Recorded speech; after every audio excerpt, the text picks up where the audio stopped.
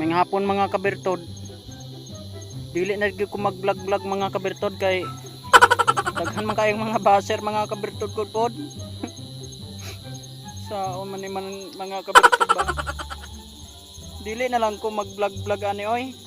Ibaligyan na lang nako ni akong kalo. What? Ibaligyan na lang po nako ni. Kani baligya pa na nako ba.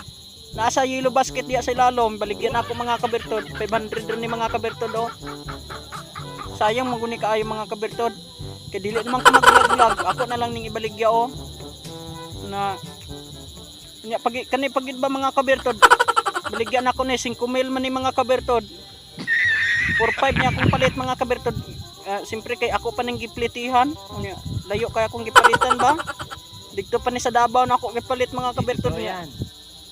Pilitin ako 500 niya. Mao na nga 5 mil na nako. Kani mga kabertod baligyan ako ni 7 mil na baligyan ako mga kabertod kay kuan man ni mga kabertod ayo man ni Boss Toyo mga kabertod og kuan. Ayo man niya kining 6 mil 500 so niya wala na ako ging padugangan mga kabertod og 5 ba. Nya basig na amo diya mga kabertod ibaligyan na lang nako ni mga kabertod oh. City mga kabertod.